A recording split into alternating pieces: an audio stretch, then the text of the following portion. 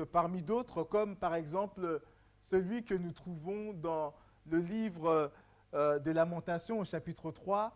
Voilà, c'est Jérémie quelque part qui parle là et qui va dire, eh bien, les bontés de l'Éternel ne sont pas épuisées. Elles se renouvellent chaque matin. Et j'aimerais attirer votre attention simplement avant de faire ensemble la lecture de la parole de Dieu sur le fait que lorsque Jérémie a prononcé ces paroles, je vous inviterai donc voilà, par la suite à relire vraiment ces passages, eh bien il était vraiment dans des temps de trouble pour sa propre vie. Il ne comprenait pas pourquoi est-ce que Dieu agissait ainsi et plus particulièrement pourquoi est-ce que Dieu agissait ainsi vis-à-vis de lui qui était témoin de ce jugement qui allait peser sur la ville de Jérusalem qui bientôt allait être en ce temps-là donc voilà, détruite, ravagée. Et puis quelque part, Jérémie, même si Dieu l'avait averti du ministère qu'il lui avait donné, eh bien Jérémie était sans cesse dans son ministère en porte-à-faux avec le peuple de Dieu. Il lui annonçait une parole que eh bien, le peuple d'Israël ne voulait pas entendre. Il lui a annoncé une parole de repentance, de retour à Dieu, et ce peuple ne voulait non seulement pas l'entendre, mais même à l'époque, les hommes religieux, entre guillemets, que ce soit des sacrificateurs, que ce soit, je dirais, tous ceux qui avaient un office particulier de service à Dieu, ceux-là même s'opposaient à Jérémie. Jérémie va être persécuté, il va être même jeté, j'ai envie de dire, dans une citerne. À un moment donné, il sera mis en prison, il va vivre des choses extrêmement difficiles. Et il va à un moment donné, lorsqu'on lit Lamentation chapitre 3, il va dire, mais est-ce que Dieu, est-ce que finalement c'est comme si j'étais devenu ta proie on dirait que tu es comme un ours ou une ours en embuscade vis-à-vis de moi. Tu t'es comporté de manière, non pas à ce que je ressente ta bonté, mais au contraire, c'était de manière terrible, parce que finalement, c'est par rapport à toi que sont en train de souffrir toutes ces choses. Et ce que je vous dis là, bon, je le résume d'une certaine manière, mais c'est pour dire que Jérémie a connu des moments vraiment extrêmement difficiles. Il a eu, comme tous vraiment les hommes de Dieu, ceux qui véritablement ne font pas semblant dans leur relation avec Dieu, il a eu à parler à Dieu avec un cœur sincère, même pour lui dire les choses qu'il ne comprenait pas. Et ça, vraiment, frères et sœurs, vous savez, on va en parler tout à l'heure là, mais je vous invite vraiment, à être vrai devant Dieu, à être vrai parce que par ce moyen-là, Dieu va agir dans nos vies. Et lorsque Jérémie va passer par ce temps et confesser ses paroles, eh bien, à un moment donné, il va être comme relevé par le Saint-Esprit. Tout son horizon qui était comme noir, tout son horizon qui était comme, je dirais, oui, véritablement empreint de désespoir, d'abattement pour lui, va quelque part changer par le rappel qu'il va se faire de qui est Dieu et de la bonté de Dieu. Et c'est dans ce contexte, entre autres, qu'il dira, oui, les bontés du Seigneur, les bontés de Dieu, effectivement, ne sont pas épuisées, elles se renouvellent chaque matin. Voici ce que je proclamerai encore. Il va le proclamer, et il y a bien sûr une importance particulière à proclamer la parole de Dieu. Alors, j'ai fait cette longue introduction, mais bien que je vais parler de ce thème, je ne vais pas toutefois parler de la personne de Jérémie qui, j'espère, dans les mois à venir, eh bien, sera également l'objet de notre attention. Je voudrais vous parler du plan de Dieu et justement de la manière dont Dieu agit vis-à-vis de nous pour accomplir son plan. Et peut-être aussi vous parler de cette question que nous nous posons lorsque justement nous sommes dans des moments extrêmement compliqués. Est-ce que je suis vraiment dans le plan de Dieu? Est-ce que je suis vraiment dans le plan de Dieu? Et cette question, on va voir que ce n'est pas, c'est une question qui revient régulièrement dans le cœur des enfants de Dieu. En tout cas, c'est déjà une bonne chose que ça revienne régulièrement parce que c'est la preuve aussi que, eh bien, nous sommes disposés à vivre dans le plan de Dieu. Il y a là un désir, il y a là un élan du cœur pour vivre pleinement dans le plan de Dieu. Mais cette question, effectivement, peut être posée, on peut se la poser justement dans des moments où les choses semblent se passer, eh bien, vraiment de manière opposée à toute l'idée qu'on peut avoir du plan de Dieu. On peut se dire, mais comment ça se fait, si je suis dans le plan de Dieu, que j'ai à vivre toutes ces choses-là? Oui, comment expliquer toutes les difficultés, toutes les épreuves, et parfois des épreuves à répétition que je peux vivre, et parfois, peut-être, plutôt quelqu'un peut dire que je peux vivre actuellement. Comment expliquer tout cela si vraiment je suis dans le plan de Dieu? Comment expliquer, je ne sais pas, peut-être la perte d'un emploi soudain? Comment expliquer l'épreuve de la maladie? Comment expliquer, eh bien, peut-être aussi les difficultés que je rencontre dans la relation avec mes enfants, avec ma famille, etc. Comment se fait-il que je vive des choses de manière aussi difficile, de manière aussi intense si vraiment je suis dans le plan de Dieu?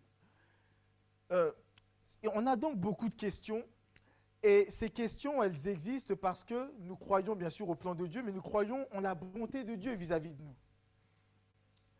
Et je voudrais donc ce matin vous parler d'un homme qui certainement vous conviendrait avec moi après la lecture de ce texte, a dû se poser beaucoup de questions concernant le plan de Dieu dans sa propre vie. Ce personnage, c'est Isaac. On va le lire dans Genèse chapitre 25. Et avant de lire, je voudrais juste rappeler qui est Isaac. Isaac, la Bible nous dit que c'est le fils d'Abraham. Mais pas simplement le fils d'Abraham et de Sarah, c'est surtout le fils de la promesse. Le fils de la promesse, c'est-à-dire que à travers lui devait s'accomplir la promesse, en tout cas, il était dans la continuité de l'accomplissement de la promesse que Dieu avait donnée à Abraham. Il était le fils espéré d'Abraham parce que, eh bien, il était clairement une figure, une préfiguration, c'est-à-dire une figure avant l'heure de Jésus-Christ, notre Seigneur. Et d'ailleurs, si on pousse la comparaison un petit peu plus loin, on verra que de la même façon que, eh bien, Abraham, le père, a voulu donner Isaac en sacrifice, eh bien, 2000 ans plus tard, 1900 ans plus tard, Dieu lui-même, le Père, va vouloir aussi donner, eh bien, Jésus-Christ en sacrifice. De la même façon que Isaac a été chargé de bouts de bois et amené sur une colline, le mont Moria, sur la montagne du mont Moria, eh bien, le parallèle se fait également avec notre Seigneur Jésus qui a été chargé de la croix et qui effectivement a été amené sur le mont Golgotha pour, ce que vous savez, accomplir cette œuvre. Isaac est une préfiguration de Jésus-Christ. Il est le fils de la promesse. Alors, oui, il est bien sûr, comme on va aussi le lire, le mari de Rebecca. Et Isaac, en réalité, c'est non seulement un enfant de Dieu, mais un enfant de Dieu pour qui il y a bien sûr un plan particulier. Je voudrais vous dire que ce n'est pas spécifique à Isaac. Tous, en tant qu'enfants de Dieu, il y a un plan de Dieu pour nos vies. Le plan de Dieu, il est particulier, il est, je dirais, sur mesure, il est adapté. Il ne s'agit pas de faire un copier-coller de ce que tel ou tel est en train de vivre, hein, parce que souvent, vous savez, lorsque on voit, par exemple, la personne de Daniel, voilà, qui a eu une position vraiment élevée dans le royaume de Babylone et les royaumes successifs, eh bien, on a envie quelque part de ressembler à Daniel, du moins dans la position presque sociale, sans oubliant que Daniel était d'abord un homme attaché et sans compromis vis-à-vis de Dieu. Mais par contre, lorsqu'on pense au plan de Dieu, on pense réellement à, on pense plus rarement à quelqu'un comme Jacques. Alors, Jacques l'apôtre, hein, pas le frère du Seigneur qui a écrit l'épître de Jacques, mais Jacques qui, nous est-il dit dans le livre des Actes des Apôtres, eh bien, est mort par l'épée. Voilà, il est mort par l'épée. L'apôtre Pierre, qui à la fin de sa vie également sera attaché pour tout simplement aussi être conduit à la mort. Jésus va lui annoncer cela à la fin de l'évangile de Jean, chapitre 21. Voilà, quand tu seras vieux, tu seras amené, je paraphrase, voilà, hein, tu iras là où tu ne voudras pas aller, mais tu iras quand même pour moi. Et quand on parle du plan de Dieu, il ne s'agit pas de faire un copier-coller sur ce que vit tel ou un tel. Il s'agit de dire, voilà, Seigneur, voilà, je sais que ton plan, il est pour ta gloire, ton plan dans ma vie, il est pour ta gloire et je veux m'y attacher, quel que soit ce par quoi je passe. Sachons bien, frères et sœurs, qu'alors que nous avons aujourd'hui des évangiles de prospérité à profusion, il y en a qui vivent pour le royaume terrestre, sachons qu'il y a des frères et sœurs qui vivent la persécution, qui vivent des temps extrêmement difficiles. Ils ne savent même pas si, entre guillemets, demain, ils seront encore là, vivants en quelque sorte. Hein. Il y en a qui vivent vraiment dans des situations de marginalisation simplement parce qu'ils se sont attachés au Seigneur Jésus-Christ. Et donc, comprenons, frères et sœurs, que le plan de Dieu, en réalité, il consiste à suivre Jésus.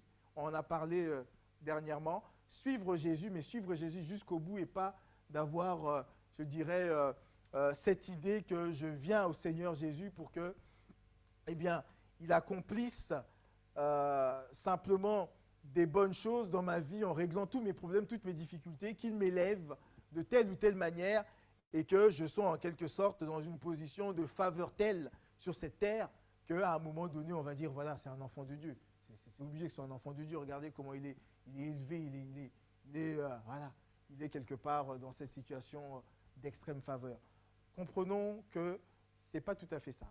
Maintenant, lisons ensemble ce fameux texte dont je vous parle tant dans Genèse chapitre 25 et le verset 21. Il nous est dit ici, s'agissant donc d'Isaac,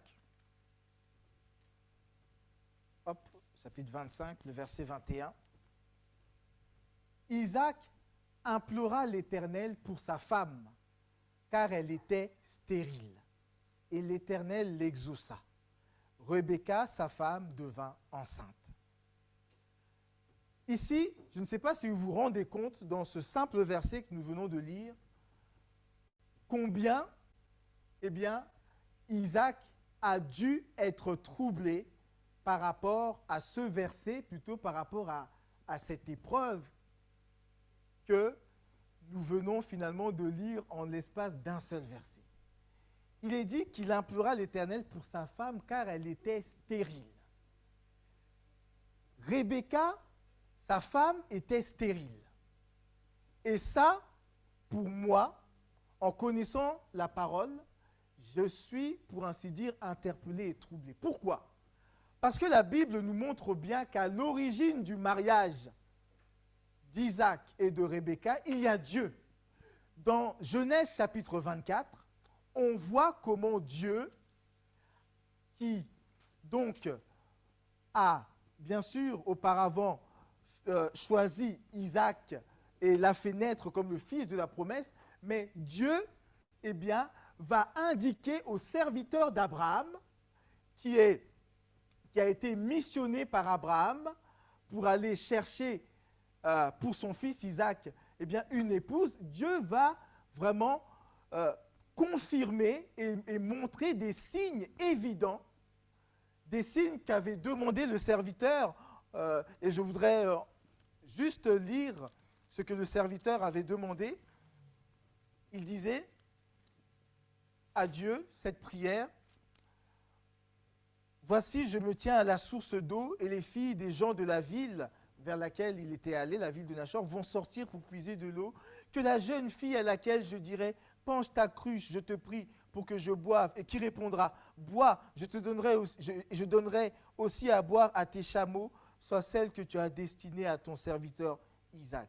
Par là, je connaîtrai que tu uses de bonté envers mon Seigneur. » Et quelques versets plus loin, eh bien, on voit Rebecca venir et faire exactement, eh bien, comme ce que le serviteur avait demandé. Il va rester là, spectateur un petit peu de cela. C'est-à-dire que Rebecca est sans aucun doute le choix de Dieu pour Isaac. Elle est le choix de Dieu pour Isaac. Elle est vraiment celle que Dieu a choisie pour être son épouse, pour vivre à ses côtés. Et pour, en réalité, vivre tous les deux le plan que Dieu avait déjà formé par avance. Et sauf que, après donc, ce mariage heureux, après certainement, je dirais, des temps de réjouissance, etc., et la vie conjugale qu'ils ont connue, sauf que là va commencer j'ai envie de dire, va jaillir un problème. Rebecca, manifestement, le plan de Dieu pour Isaac est stérile. Et à cette époque-là, vous le savez, ça a, pour ainsi dire, beaucoup de conséquences. Ça a même, pour ainsi dire, également une portée, une symbolique qui est vraiment très forte, très grande. Rebecca est stérile. Et Isaac, lui, qui sait qu'il est le fils de la promesse, qui sait qu'il y a, entre guillemets, des promesses dans sa vie qui doivent s'accomplir, et qu'à travers lui, il y a même une espérance messianique. Mais Isaac, là, je le crois, a dû, à un moment donné, être troublé. Vous savez, si j'étais Dieu, et je ne le suis pas, vous le savez bien, eh bien, je n'aurais pas agi de cette façon-là. Et ça, je voudrais, frères et sœurs, que nous puissions ensemble vraiment garder cela en vue. Dieu n'agit pas comme nous le pensons. Il y a véritablement, comme le dit d'ailleurs Ésaïe 55, verset 8, Ésaïe 55, verset 8, eh bien, il nous est dit « Car mes pensées ne sont pas vos pensées, et vos voix ne sont pas mes voix, dit l'Éternel. » Le verset 9, d'ailleurs, on peut le lire aussi, « Autant les cieux sont élevés au-dessus de la terre, autant mes voix sont élevées au-dessus de vos voix, et mes pensées au-dessus de vos pensées. » Dieu, eh bien, n'agit pas toujours de la façon dont nous le croyons, dont nous attendons. Il y a cette autre parole, voilà, qui vraiment pour moi résume un petit peu cette vérité que nous sommes en train de mettre en évidence. Dans Romains chapitre 11, verset 34, l'apôtre Paul, parlant du plan de Dieu, ayant eu certainement la révélation du plan de Dieu concernant Israël et puis entre guillemets les païens, eh bien, il va dire qui a connu la pensée du Seigneur ou qui a été son conseiller. Qui a connu la pensée du Seigneur, qui a été son conseiller? Personne ne peut être le conseiller de Dieu. Devant Dieu, il n'y a ni sagesse, il n'y a ni conseil, il n'y a rien de cela, pour ainsi dire. Il est Dieu, il sait ce qu'il fait, et ce qu'il fait, il le fait très bien. Toutefois, nous, en tant qu'êtres humains, eh bien, nous pouvons être troublés. Et ce matin, on se met un peu quelques instants à la place d'Isaac. Lui, il a pu se poser la question en disant, pourquoi est-ce que ça m'arrive à moi? Pourquoi est-ce que ça nous arrive à nous? Est-ce que nous ne sommes pas justement, eh bien, des enfants de Dieu? Est-ce qu'il n'y a pas des promesses de Dieu dans notre vie? Pourquoi est-ce que ça nous arrive à nous? Pourquoi est-ce que ça m'arrive à moi? D'ailleurs, il a dû être plongé dans une profonde incompréhension. Et cette incompréhension, elle est liée bien sûr à sa compréhension, eh bien, de la manière de Dieu d'agir, du plan de Dieu. Il a dû ensuite être conduit peu à peu dans diverses tentations. Je dis il a dû, c'est peut-être pas sûr. Quelqu'un dira peut-être que Isaac, eh bien, a traversé ces temps sans sourciller, avec une pleine confiance. C'est possible. Je le dirais aussi simplement que vous, je n'étais pas là à ce moment-là, mais je crois que Isaac était un homme de la même nature que nous, et dans ce sens-là, eh bien, face à une telle épreuve, il a pu être tenté, il a pu être, je dirais, embarqué dans certaines considérations, dans certaines pensées que je voudrais évoquer avec vous. Il a dû peut-être être tenté de remettre en question la conduite de Dieu dans sa vie et peut-être même simplement même la bonté de Dieu envers lui, la bonté et la bienveillance de Dieu. Il a pu peut-être se dire, mais attends, Dieu, je croyais que tu étais bon. Comment ça se fait que justement là, eh bien, je passe par cela. Avec Rebecca, nous, pourtant, on marche avec toi, on cherche à te glorifier, on te craint, on marche avec, je dirais, ce désir de t'être agréable. Pourquoi est-ce que ça nous arrive à nous? Pourquoi est-ce qu'à côté, là-bas, vous savez, hein, si je fais référence un petit peu au psaume 73, le psaume d'Asaph, où à un moment donné, il va dire, mais attends, mais c'est incroyable quoi. Les méchants qui ne craignent pas Dieu, regardez comment ils prospèrent. Ils ont de l'embonpoint, il y a tout qui va bien, etc. Nous qui craignons Dieu, moi qui crains Dieu, voilà toutes les galères que je suis en train, entre guillemets, voilà, de vivre et de me taper, si vous me permettez cette expression. Voilà tout ce que je suis en train de vivre, quoi. Alors que je crains Dieu, c'est incroyable, quoi. Le méchant, lui, il passe à travers les gouttes de pluie. Il n'y a rien, ça va pour lui, etc. Tout ça. Et il a pu donc être tenté de remettre en question la conduite de Dieu et de dire, mais finalement, est-ce que c'était bien Rebecca, au fait, ma femme? Le plan de Dieu pour ma vie. Peut-être que ce n'était pas elle.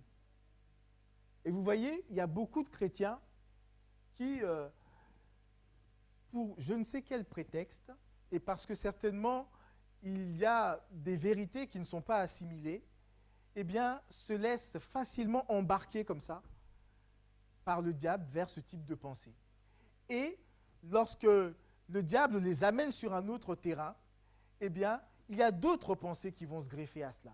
Il peut y avoir toutes sortes d'attitudes que j'évoquerai tout à l'heure vis-à-vis de Rebecca. Bah, d'ailleurs, oui, il peut être tenté même d'en vouloir à Rebecca, de dire peut-être qu'elle est un piège pour ma vie.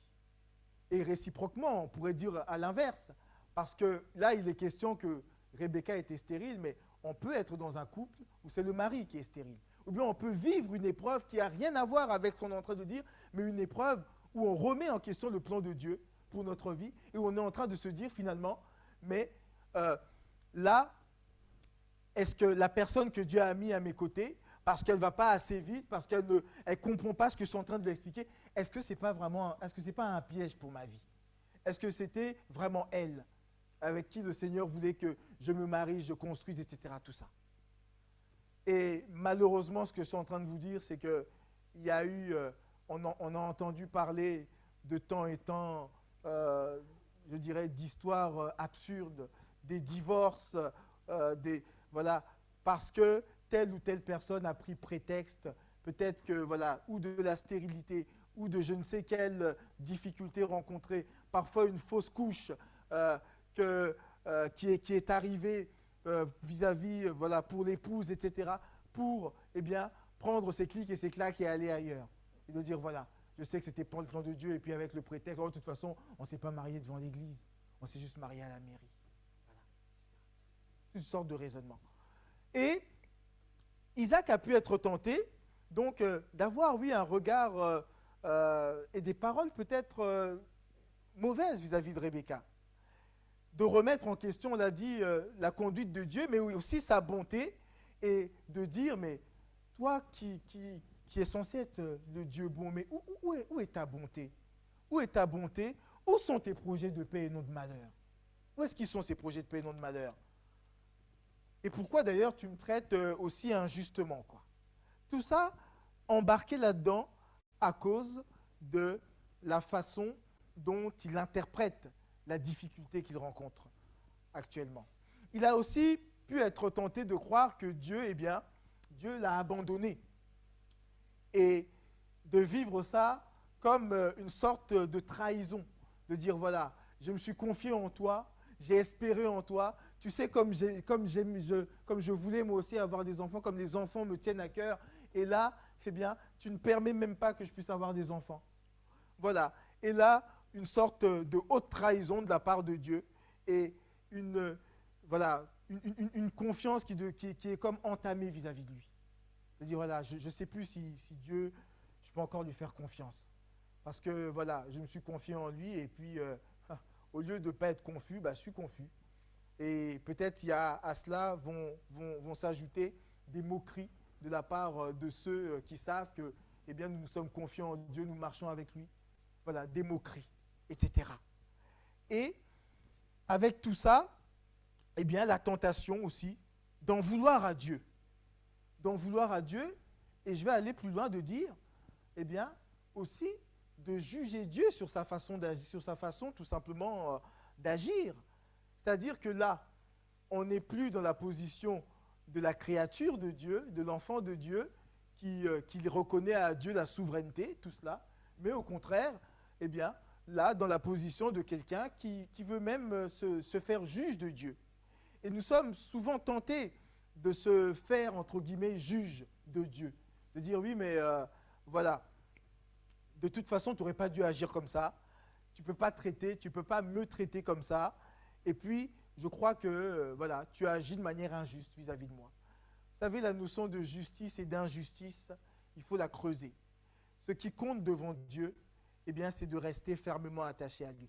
Dieu ne nous dit pas que parce que nous sommes justes en nous confiant en lui, qu'il ne nous arrivera que des situations favorables, que des bonnes choses.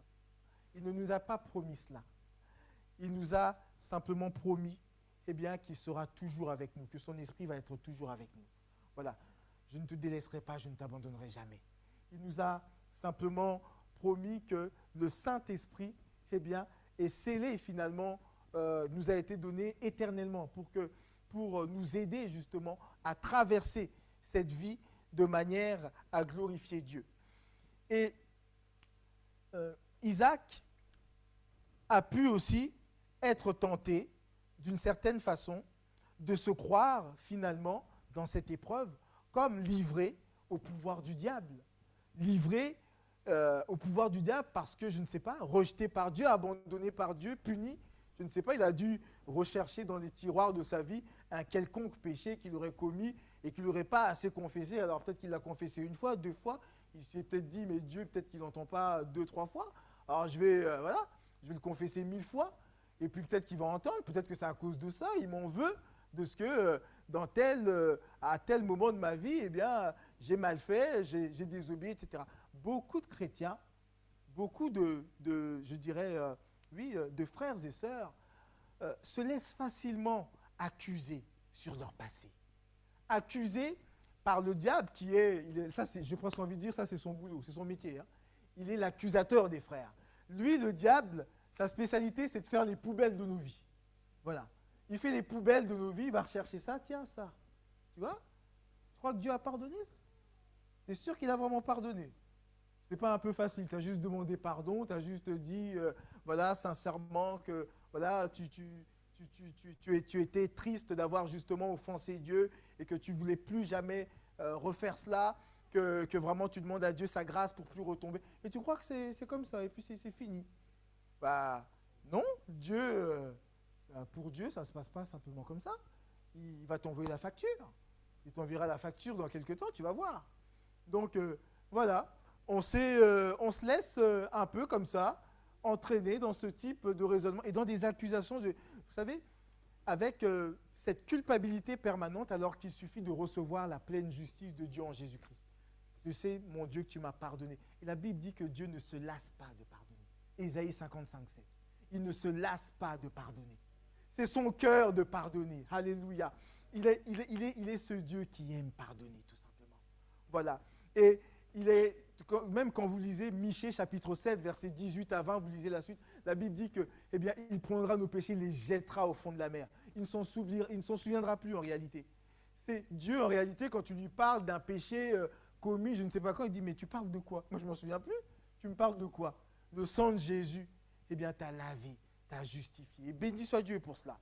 Donc, ne te laisse pas prendre par les accusations du diable. Et ne crois pas que, parce que là, tu es face à une difficulté et que rien ne se passe sur l'instant présent, que tu es livré entre les mains de Dieu, entre les mains du diable, et que maintenant, tu passes de la position de béni à maudit. Combien de personnes interprètent souvent les difficultés de leur vie, et lorsque souvent elles se répètent, comme une forme de malédiction qui les poursuit. Et là, alors, on y va, on va regarder, voilà, je parlais avec plusieurs frères et sœurs par rapport à ce sujet-là.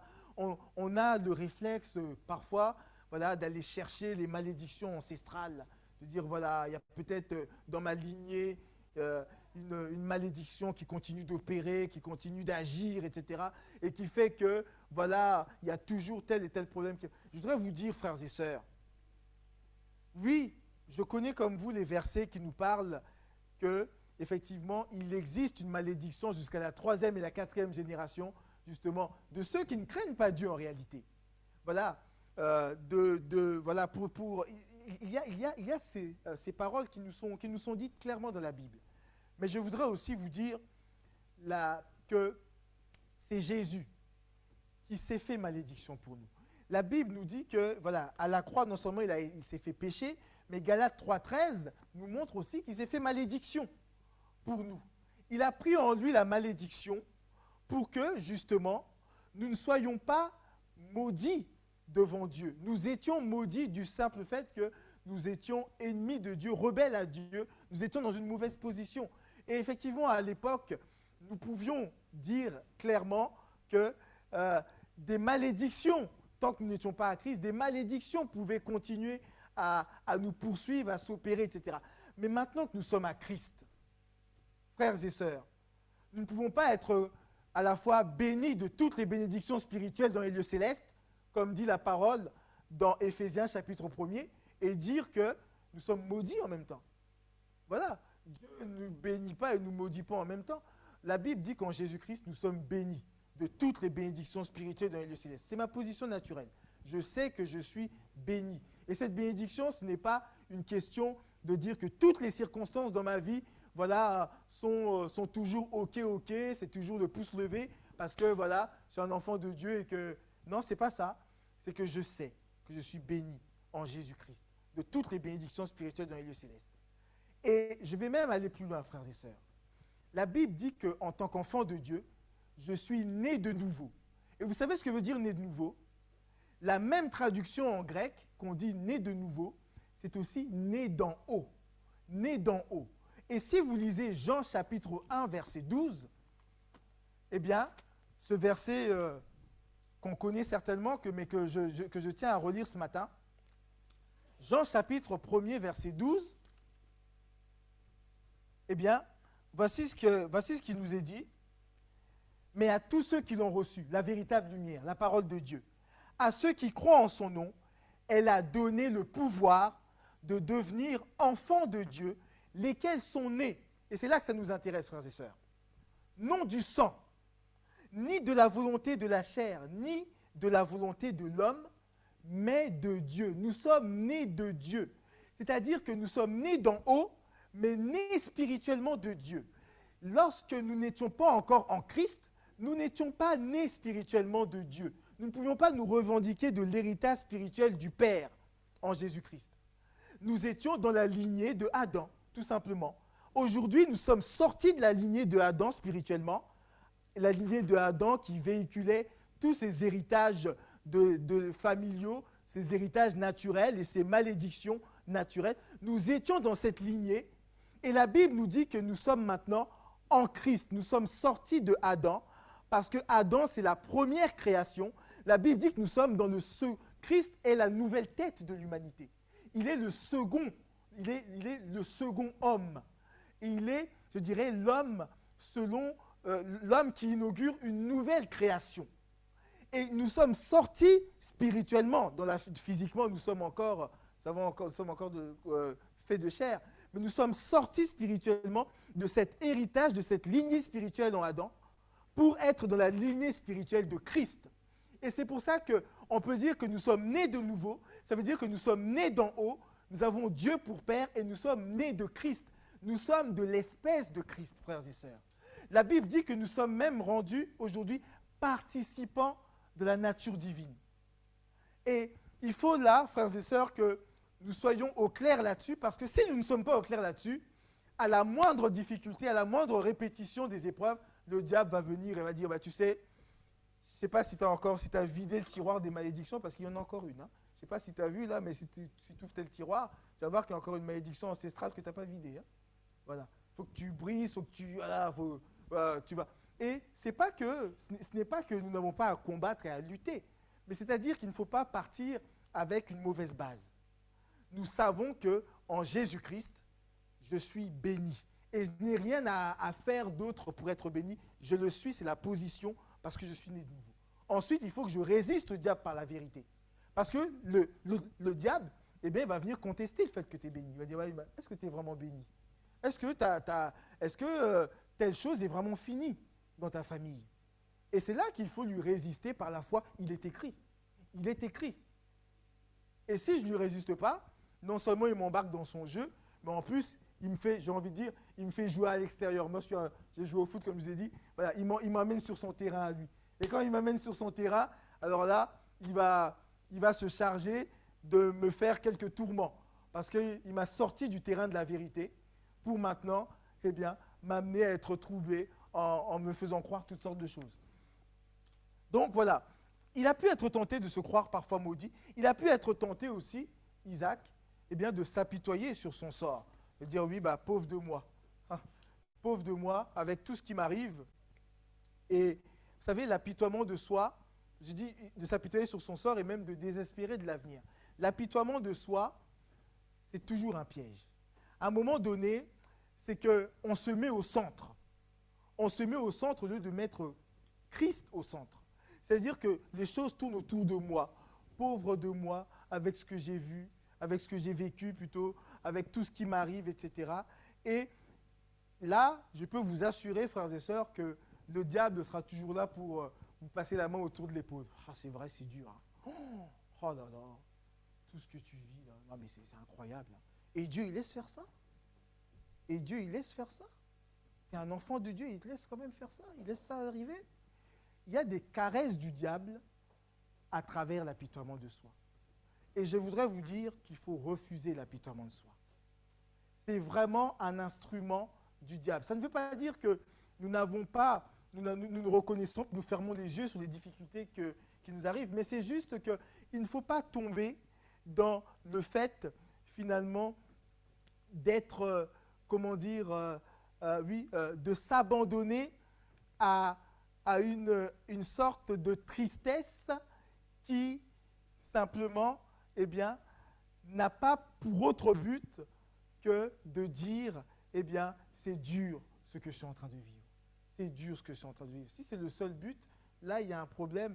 L'apitoiement de soi va toujours être une porte d'accès au diable, frères et sœurs.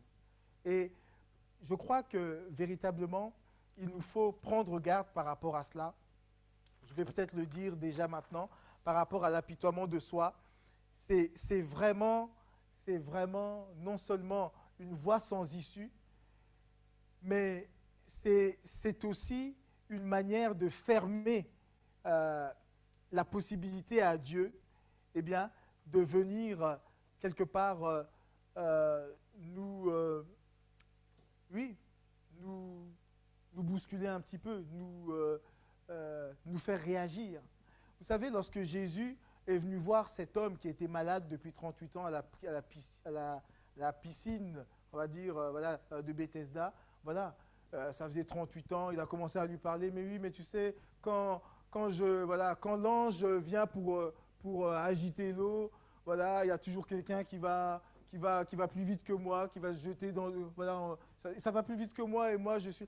Jésus dit, veux-tu être guéri? Et puis il le guérit. Il n'est pas en train excusez-moi de le dire comme ça, mais oui, il y a cette réalité-là, mais il aurait voulu qu'il sorte simplement de ses paroles pour dire, mais oui, mais voilà, il n'y a personne pour m'aider à aller dans l'eau quand l'eau est agitée. Je parle là dans Jean chapitre 5. Voilà. Et puis, vous verrez aussi, lorsqu'il guérit le paralytique ou bien d'autres, etc., souvent il va dire, voilà, lève-toi, prends ton lit et marche. Il va quelque part inciter la personne à tout de suite se prendre en main. Il y a la grâce de Dieu, mais pour qu'elle opère aussi, pour qu'on se prenne en main, justement par sa grâce, et non pas pour que nous restions, pour ainsi dire, dans un discours simplement d'apitoiement de soi. Je ne vais pas aller plus loin là-dessus parce que ça, c'est vraiment un point sur lequel, en tout cas, je crois qu'il serait bon un jour d'en parler plus profondément. Je voudrais simplement évoquer encore qu'Isaac a dû être tenté aussi, eh bien, de reprendre sa vie des mains de Dieu. De reprendre sa vie des mains de Dieu, dire, puisque c'est comme ça, puisque je t'ai confié ma vie, et voilà ce que tu en fais, voilà dans quoi tu me laisses, voilà tout ce qui se passe. Voilà, écoute, je crois que tu as montré que voilà, tu n'étais peut-être pas capable de faire ce que dit ta parole, ou bien tu n'étais peut-être pas capable de montrer ta bonté envers moi. Enfin, pour tout un tas de raisons, bah écoute, voilà, moi je veux reprendre le contrôle de ma vie. Reprendre sa vie des mains de Dieu. Voilà.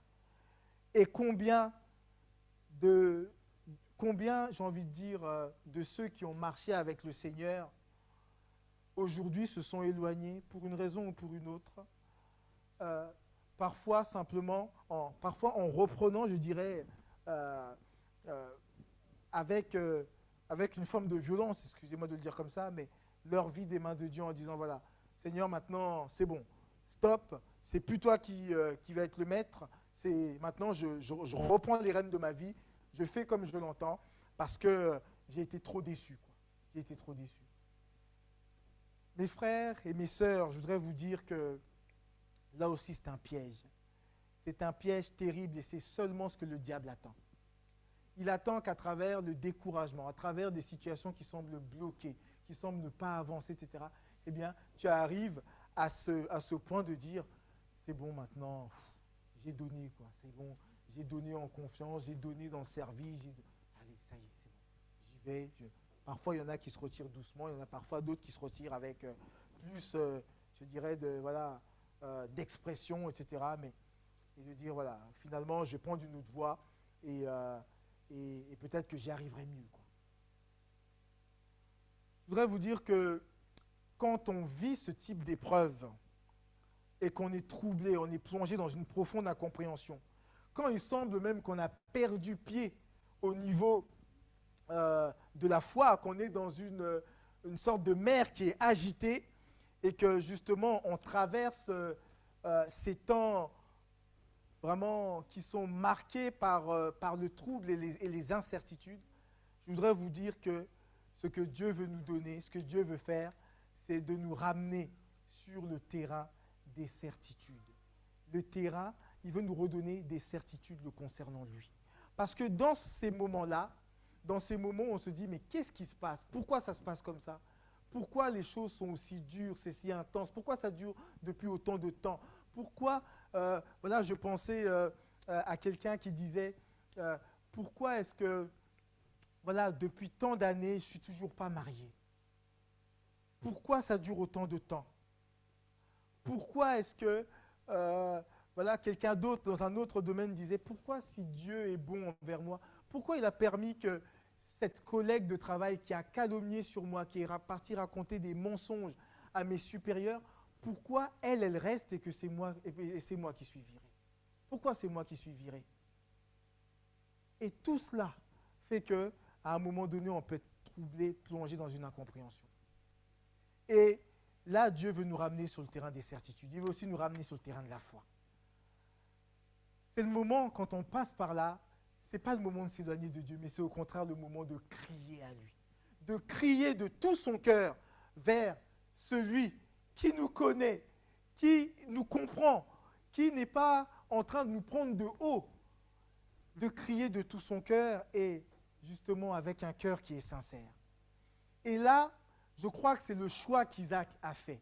Isaac, la Bible dit, il implora l'Éternel pour sa femme. Mais je voudrais vous dire qu'il a choisi, avant de prier pour sa femme, il a choisi de se tourner, malgré tout, vers Dieu, malgré ses incompréhensions, de se tourner vers lui pour que Dieu lui donne des certitudes. Et il a choisi par là, je dirais, de revenir dans un face-à-face avec Dieu plutôt que de se tenir loin de Dieu, plutôt que la fuite loin de Dieu. Le face-à-face avec Dieu plutôt que la fuite loin de Dieu. Parce qu'on est tenté, c'est vrai, de fuir loin de Dieu. Mais lui a fait le choix d'être dans un face-à-face avec Dieu.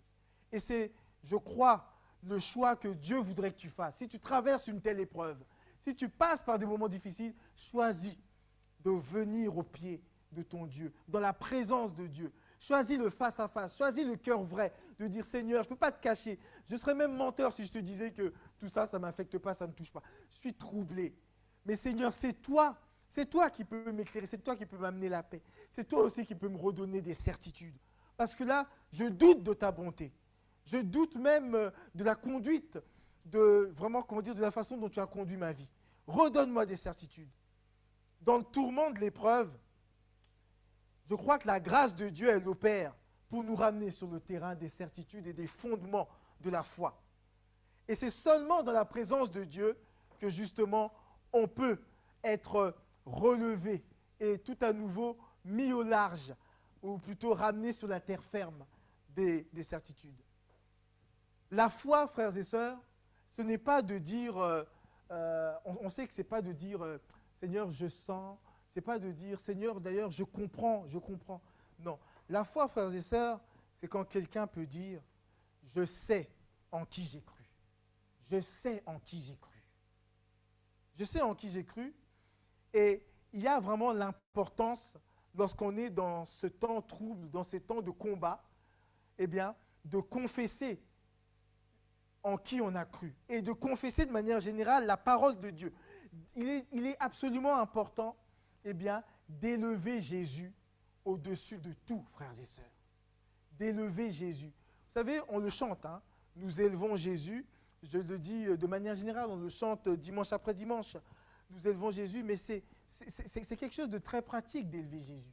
C'est de dire, Seigneur, dans cette mer agitée de l'incompréhension, Seigneur, je veux faire ressortir le fait que, Seigneur, tu es toujours le Dieu qui est bon en tout temps.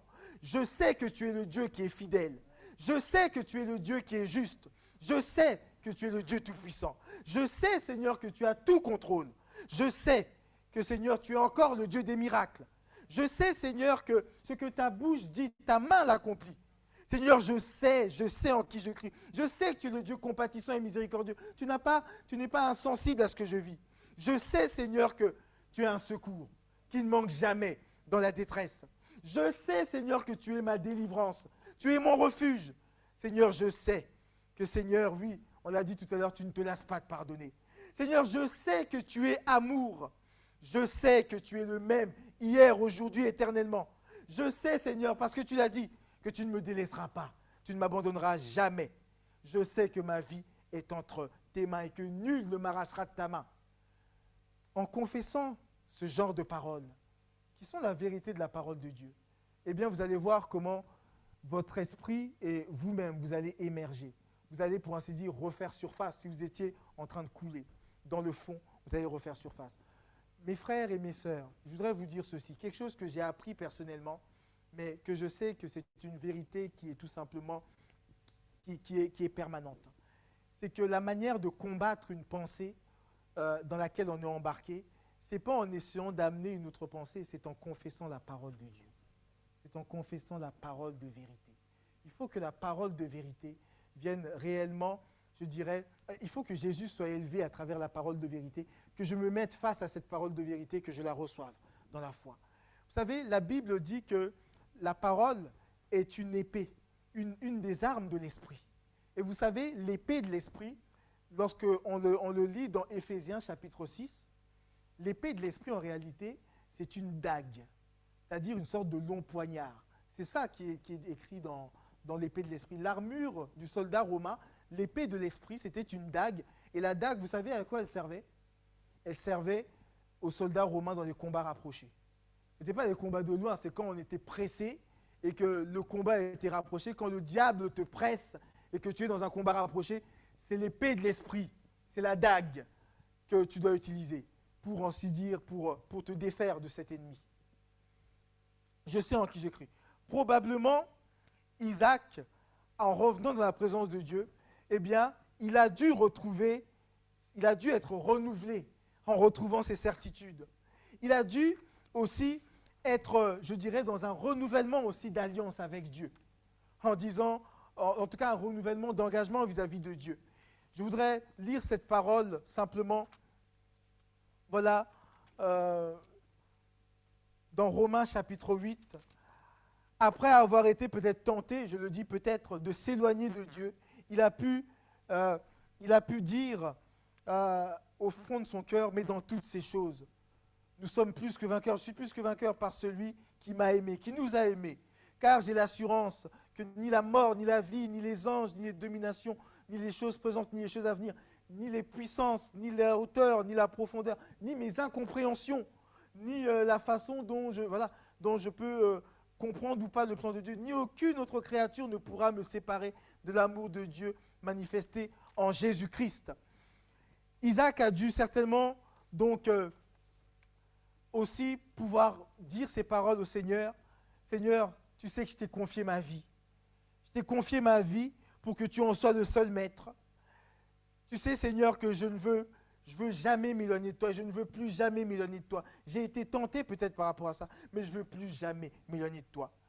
Seigneur, tu sais que, voilà, je veux encore grandir dans la confiance, je veux te faire confiance de plus en plus. Et je veux surtout te faire confiance dans tout ce que tu permets dans ma vie, dans tout ce que tu permets dans ma vie. Oui, il y a des choses parfois pas évidentes que Dieu permet dans notre vie, mais faisons-lui confiance. Et Isaac, non seulement il a choisi le face à face avec Dieu plutôt que de la fuite loin de Dieu, mais finalement il a choisi de prier plutôt que de pleurer, on va le dire comme ça. Je vais passer vite fait par rapport à cet aspect où j'ai déjà évoqué l'apitoiement de soi. Il a choisi eh bien, de réagir face à cette épreuve plutôt que de subir. Il y a un drame dans la vie chrétienne, c'est le drame de la passivité sur le plan spirituel. Le drame de la passivité. Lorsque nous sommes passifs spirituellement, j'ai encore voulu dire ça, mais le diable va s'en donner à cœur joie. C'est-à-dire que il y a cette épreuve, oui, qui est là, mais Dieu, eh bien, il s'attend à ce que nous puissions réagir, à ce que nous puissions, eh bien, l'invoquer, le prier, à ce que nous puissions simplement combattre d'une certaine façon, de la bonne manière. Mais si nous sommes passifs spirituellement, c'est-à-dire que nous laissons les choses se faire, eh bien, nous laissons aussi le diable prendre, je dirais, l'avantage et décider du déroulement des choses. Ça ne veut pas dire que le diable a un pouvoir de fait sur nous. C'est parce qu'il voit en réalité que, eh bien, nous sommes dans une passivité et lui, eh bien, il va tenter, de toute façon, de prendre l'avantage d'une manière ou d'une autre. Et la passivité va conduire, vous savez, ça a vraiment des conséquences immenses, la passivité spirituelle, dans la vie d'un croyant. Voilà. Il faut se faire violence, même lorsque c'est difficile, même pour ouvrir la parole, méditer la parole. Se faire violence pour dire, Seigneur, je vais encore t'invoquer. Voilà, je veux te prier. Je n'ai pas envie de prier, mais Seigneur, je vais prier. Je ne vais pas me laisser aller. Quand tu te laisses aller, eh bien, tu vas dériver, je dirais comme une barque qui va dériver, mais tu ne sais pas où tu vas aller. Voilà. Il s'agit vraiment de ne pas être dans la fatalité. Et la prière, plutôt dans la passivité. Et la prière, c'est une arme contre justement la fatalité, contre la passivité. Et je dirais c'est une arme anti-passivité. C'est vraiment l'opposition de la passivité, mais c'est aussi une arme qui est contre la fatalité. De dire, ah oui, mais tu sais, c'est comme ça, c'est vrai, Seigneur, parce qu'il aurait pu accepter de dire, ah oui, bah, ma femme est stérile, ok, bon, ok, puis plus rien. Non, il y a des promesses de Dieu, donc je vais prier. Je vais prier, et la prière, c'est aussi le fait de refuser comme étant normal, eh bien, la situation que je suis en train de vivre. Je ne suis pas en train de dire que c'est une situation qui n'est pas permise par Dieu, mais je dis que ce n'est pas une situation dans laquelle je suis appelé à rester. Je suis appelé à traverser ces moments et à être vainqueur par rapport à cela. Il a choisi donc de combattre par la prière et de ne pas être passif spirituellement, et de combattre plutôt que de se laisser abattre. Et nous savons que à la suite de tout cela, ça a pris le temps que ça a pris, eh bien, Isaac a été exaucé avec Rebecca. Voilà, Rebecca est devenue enceinte et effectivement, elle enfantera ensuite les jumeaux, voilà, de Jacob, Ésaü et Jacob. Mais maintenant, je vais évoquer rapidement pour terminer parce que je prends du temps et je vous prie de m'excuser, mais je voudrais vraiment aller au bout du message. Isaac est ressorti de cette épreuve grandi, frères et sœurs, dans sa foi. Il en est ressorti grandi. Grandi dans sa relation avec Dieu. Il en est ressorti grandi parce qu'il a appris d'abord que le plan de Dieu, ce n'est pas une ligne droite et ce n'est pas un long fleuve tranquille. Le plan de Dieu, même s'il est surprenant, il relève uniquement de la sagesse de Dieu. Oui. Qui a été son conseiller? On l'a lu tout à l'heure. Qui a été son conseiller? Il en est ressorti, grandi. Le plan de Dieu, vous le verrez dans la vie de David, dans la vie de plusieurs hommes de Dieu. David, il a été oint roi, mais ce n'est pas parce qu'il a été oint roi qu'il est monté sur le trône de roi le quart d'heure d'après. Hein. Il est passé par toutes sortes, je dirais, de combats, de luttes. Saül qui en voulait à sa vie, etc. Tout ça. On peut multiplier les exemples dans la parole, ça ne manque pas. Ce n'est pas, je dirais, une ligne droite d'un point A vers un point B. Il y a des points C qui sont vers le bas, il y a des hauts et des bas, jusqu'à ce que Dieu puisse nous conduire justement à la pleine manifestation de son plan pour nous. Ce n'est pas un long fleuve tranquille, ce n'est pas une ligne droite. Isaac a appris aussi que Dieu n'est jamais pris au dépourvu et qu'il a tout anticipé par avance. Est-ce que vous ne croyez pas que Dieu, qui avait fait d'Isaac le fils de la promesse, lorsqu'il est parti choisir, lorsqu'il a confirmé Rebecca, est-ce que vous ne pensez pas qu'il savait qu'elle était stérile? Il le savait, évidemment, mais il avait anticipé ces choses. Il savait surtout ce que lui allait faire. Et donc, lorsque vous vivez des moments difficiles, frères et sœurs, prenez, j'ai envie de dire, du recul. Prenez de la hauteur. Soyez comme assis avec Christ dans les lieux célestes pour regarder les choses d'en haut et de dire, Seigneur, c'est vrai qu'humainement parlant, je ne comprends pas, à quoi ça rime, mais Seigneur, je sais que toi, tu n'es pas pris au dépourvu. Tu n'es pas dépassé par rapport à tout ça. Isaac a aussi appris que, eh bien, le plan de Dieu exige de nous la persévérance. Je ne vais pas aller plus loin parce que l'heure avance, j'aurais beaucoup à dire. Il a appris aussi que le plan de Dieu, eh bien, prend en garantie nos faiblesses et nos manquements. Le plan de Dieu prend en garantie nos faiblesses et nos manquements. Ça veut dire quoi? Ça veut dire qu'en tant qu'enfant de Dieu, souvent, lorsqu'on parle de la volonté de Dieu, quand j'entends certains frères et sœurs parler de la conduite de Dieu et de la volonté de Dieu pour leur vie, on a l'impression qu'ils sont sans cesse sous tension, comme s'ils marchaient sur le fil d'un funambule, vous voyez, d'un funambuliste. Et ils se disent, il ne faut vraiment pas que je m'écarte du plan de Dieu parce que si je fais un pas de côté, je sors du plan de Dieu et c'est mort, quoi. Voilà. Non, Dieu est celui qui prend en garantie, eh bien, toutes choses dans nos vies. Il sait d'avance qu'on n'est pas parfait. Ce n'est pas qu'il veut qu'on chute, mais il sait que, eh bien, à un moment donné, peut-être nous aurons manqué, nous n'aurons pas été, entre guillemets, à la hauteur. Mais il avait déjà anticipé ces choses. Il a pris tout cela en garantie pour quand même exécuter son plan avec nous. Donc le plan de Dieu n'est pas hypothéqué par nos manquements. Ça ne veut pas dire, comprenons-nous bien, que nous devons faire exprès en disant, ben voilà, puisque Dieu finalement, il assure, c'est vraiment le cas de le dire, il assure l'exécution de son plan dans nos vies, eh bien, bah voilà, je peux me laisser aller à faire tout et n'importe quoi, etc., tout ça, parce que comme Dieu m'aime, voilà. Là, on n'aurait rien compris. Non, c'est qu'il sait très bien que Dieu, plutôt, sait qu'on ne fait pas exprès de se manquer, de pécher, de faire ceci ou cela, mais il a pris en garantie, en réalité, nos vies entre ses mains pour accomplir son plan. Je ne marche donc pas sur le fil d'un funambuliste. Je peux être plein d'assurance. Il y a plus qu'un filet en bas de moi. Il y a la main de Dieu qui me garde. Il y a plus qu'un filet. Et Dieu, je voudrais vraiment que vous reteniez cette phrase, Dieu sait faire un lancer droit, frères et sœurs, avec un bâton tordu. C'est une expression, voilà, qu'on emploie aussi souvent, je crois, dans le contexte du peuple d'Israël. Il sait faire un lancer droit avec un bâton tordu. Moi, j'aime bien dire, si même je suis un bâton, entre guillemets, tordu, c'est pas que je vais être tordu, mais si même je suis ce bâton qui a plein de défauts, je sais que Dieu saura atteindre le but. Il saura faire un lancer droit avec un bâton tordu. Pourquoi? Parce que Dieu sait toucher au but, il sait accomplir son plan parfait avec des hommes imparfaits. Il sait accomplir son plan parfait avec des hommes imparfaits. Et à cause de cela, justement, eh bien, je peux être dans l'assurance, dans la paix, qu'il me suffit de rester attaché à Dieu.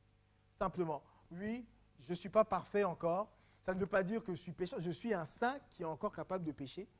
Mais c'est vrai, j'ai encore plein de défauts, c'est clair. Il y a encore plein de choses que je ne ferai pas parfaitement. Mais je sais une chose, c'est que ces manquements ne vont pas hypothéquer le plan de Dieu dans ma vie. Isaac a appris que le plan de Dieu, que dans le plan de Dieu, eh bien, c'est Dieu qui a le dernier mot. Ce n'est pas le diable. Voilà. Je ne vais pas en dire plus, parce j'avais déjà évoqué que parfois on peut se croire entre les mains du diable, mais non, on est toujours entre les mains de Dieu. Et c'est un mensonge qu'il faut dénoncer. Il faut dire à Satan, voilà, tu ne vas pas me faire croire que maintenant c'est toi qui as pris l'avantage et qui en quelque sorte, qui maintenant mène la danse. Ce n'est pas toi qui mène la danse. Dans ma vie, même si les choses sont difficiles, ce n'est pas toi qui mène la danse. C'est Dieu qui est au contrôle de ma vie. Isaac, eh bien, a appris que les épreuves dans nos vies sont permises par Dieu pour un seul but, la victoire de la foi. La victoire qui triomphe du monde, c'est notre foi. La victoire de la foi, frères et sœurs, j'ai envie de dire, c'est quelque chose qui va avoir plusieurs aspects. La victoire, c'est à la fois grandir spirituellement dans l'épreuve, grandir dans la connaissance de Dieu, à l'image de Christ, grandir à l'image de Christ, grandir dans une intimité plus profonde avec le Seigneur, grandir dans la dépendance à Dieu, grandir dans la confiance que je place en lui. Tout ça, ça fait partie quelque part de la victoire que Dieu veut manifester dans la foi. Et puis enfin, Isaac a appris aussi que le plan de Dieu nous dépasse. Ça va au-delà de nous. Vous savez, Isaac était un instrument, je l'ai dit tout à l'heure, il est le fils de la promesse. Il vivait des choses qui avaient une portée, une symbolique qui allait bien au-delà de lui. Il vivait, même à travers quelques années auparavant, ce récit du sacrifice que Abraham a voulu faire donc, de lui. Il y avait bien sûr tout un message par avance de ce que Dieu le Père allait faire avec Jésus, le Fils. Voilà. Il y avait quelque chose qui le dépassait. Et j'aimerais vraiment que vous puissiez garder aussi cette vérité dans votre cœur. Frères et sœurs, dans chaque épreuve que nous vivons, eh bien, nous devons comprendre que le plan de Dieu, eh bien, il n'a pas simplement pour but de faire des choses pour moi, mais de faire des choses qui me dépassent et qui vont avoir une portée, une influence, une incidence sur plusieurs autres personnes. Ta vie entre les mains de Dieu qui est consacrée à Dieu. Peut-être que ton service, peut-être que, je dirais, la manière dont tu vas t'appliquer à honorer Dieu dans ta vie, à le laisser agir dans ta vie, va avoir une portée sur beaucoup d'autres personnes. Tu vas peut-être changer à travers ta vie, je dis tu, on sait que c'est Dieu, mais Dieu à travers toi va peut-être agir pour que des familles, des générations soient totalement changées à cause justement eh bien, du témoignage de l'œuvre de Dieu dans ta vie. Prends conscience que l'œuvre de Dieu te dépasse. L'œuvre de Dieu va bien au-delà de toi. Et je conclus simplement en faisant cette prière. Voilà, c'est une prière d'un cœur sincère en disant, voilà, Seigneur, même si je ne comprends pas tout, je ne comprends pas tout de ce que je peux vivre, Seigneur, je veux apprendre, je ne veux pas douter, Seigneur, de ce que tu conduis ma vie et que tu exécutes ton plan dans ma vie. Seigneur, voilà, je veux plus que jamais rester attaché à toi, m'attacher totalement à toi et te faire confiance parce que tu es le Seigneur de ma vie, parce que tu es le maître des temps et des circonstances, parce que je sais, Seigneur, que ton plan est parfait, même si moi je suis imparfait, et que ton plan me dépasse. Et que le regard que j'ai aujourd'hui sur la situation, je ne l'aurai pas dans quelques mois, dans quelques années. Seigneur, je refuse d'être ton conseiller ou même de juger tes actions. Je veux juste être ton enfant qui marche avec toi dans la persévérance, dans la foi et qui, par ta grâce, eh bien, remporte la victoire dans l'épreuve, les victoires dans l'épreuve pour voir ton œuvre s'accomplir dans ma vie. Et Seigneur, je veux dire que rien ne me séparera de toi. Rien ne me séparera de toi. Parce que, Seigneur, je t'aime de tout mon cœur. Amen. Amen. On va rendre grâce à Dieu, on va prier. Je vous remercie, frères et sœurs, pour l'immense patience que vous avez eue ce matin. Je voulais vraiment aller au bout de ce message parce que pour moi, il y a quelque chose d'important dans le message que nous avons, que je vous ai partagé de la part du Seigneur. Et je voulais aller jusqu'au bout. Ça aurait pu se faire en 2 fois, mais je crois vraiment que c'était ce que le Seigneur voulait pour nous. Et je vous remercie. Est-ce qu'on peut se lever ensemble quelques instants et prier? Et je vais appeler ensuite ceux qui nous servent à la louange à s'approcher. On va juste rendre grâce à Dieu. On dira, Seigneur, rien ne me séparera de toi. Amen. Alléluia. Rien ne me sépare de toi. Seigneur, même dans l'incompréhension, Seigneur, je veux continuer à m'attacher à toi, à te louer, à te faire confiance. Alléluia. On peut juste élever les voix. On peut juste élever notre voix. Seigneur, notre Dieu. Seigneur, nous avons entendu, Seigneur, ta parole ce matin. Et nous voulons, Seigneur, te dire que, oui, Seigneur, lorsque nous traversons ces moments de doute, d'incompréhension, Seigneur, nous ne voulons pas nous éloigner de toi. Nous ne voulons pas, Seigneur, nous tenir loin de ta présence. Nous ne voulons pas non plus être dans la passivité. Nous ne voulons pas être comme ceux, Seigneur, qui tout simplement aussi te font des reproches par rapport à ce que nous vivons. Mais nous voulons, Seigneur notre Dieu, vraiment nous approcher de toi et revenir sur le terrain des certitudes. Te demandons, Seigneur notre Dieu, notre Père, Seigneur, oui, fais vraiment en sorte que je puisse, Seigneur, émerger, Seigneur, du fond dans lequel peut-être je suis tombé, de mon découragement, Seigneur, que je puisse émerger. Je puisse, Seigneur, tout à nouveau dire, je sais en qui j'ai cru. Je puisse dire, Seigneur, que tu es toujours celui qui est au contrôle de ma vie. Seigneur, je veux te bénir, je veux te rendre grâce et je veux, Seigneur, apprendre de toi au cœur de l'épreuve. Que ton nom soit glorifié, que ton nom, Seigneur, soit béni. Alléluia, je veux rester attaché à toi pour toujours. À toi la gloire, notre Dieu. Amen. Amen. Sois béni, sois glorifié, Jésus. Amen. Amen. Soyez bénis, frères et sœurs.